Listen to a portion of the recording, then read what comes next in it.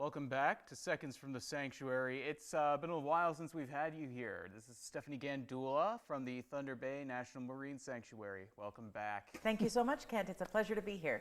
Now today you said you wanted to talk about some of the scientific endeavors that are going to be happening in Thunder Bay this year. Could you tell us a little bit about the exciting science that's going to be coming to our area? Absolutely. One of my favorite things, even though it still seems like it's the dead of winter and it's freezing cold outside, we are very busy planning field operations for the summer of 2022. Of course, that starts with the deployment of our shipwreck mooring buoys, which takes a lot of effort, but we're an important part of our resource protection, providing safe access, safe for both the divers and the snorkelers, but also for the shipwreck sites themselves. We'll get those mooring buoys out, then we dive right into a research project with some roboticists from the University of Michigan and Lake Superior State University, who will be coming to test out automated methods to search for shipwrecks. That's amazing. And then we, of course, then we'll roll into a topic we've talked a lot about, the exciting science at the Middle Island Sinkhole.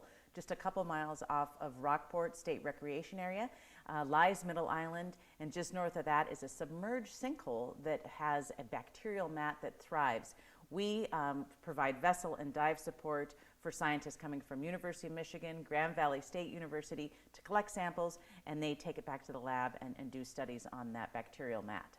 I believe you also mentioned a project with prisoners of war / missing in action. That's exactly right, partnering with the Defense and POW Accounting Agency, and they are testing out pretty exciting cutting-edge science.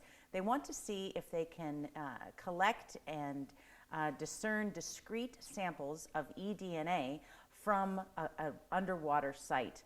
And what better place to test underwater technologies but right here in Thunder Bay National Marine Sanctuary. And eDNA stands for environmental DNA, right? Things that are sort of left behind by organisms? That's exactly right. When I leave the studio, there'll be my eDNA floating around here. And just the different environment, is it possible to collect and separate those samples from a deep underwater site? And what are the potential applications of this? Well, it's simply to, I mean, this agency works all over the world to find missing service members, and this will just add to their toolbox if it is indeed proven a valid technique. So that's a way to perhaps give some families some closure even decades later, huh? Absolutely. The work that that agency does is very meaningful and powerful and very important. Who says science doesn't have heart? That's exactly right. Well said, Kent. All right, and you also mentioned invasive species? That's right. We also work hard to support other agencies and other scientists who are studying the invasive species, which simply means we will go and collect mussels, invasive zebra and quagga mussels in different areas throughout the lakes, many sites in Thunder Bay National Marine Sanctuary, and then scientists can study how and where they're thriving, if they're not thriving. We're really happy to be contributing to those scientific efforts as well. That's all amazing stuff. Thank you so much for joining us today. We'll be back next week with more Seconds from the Sanctuary.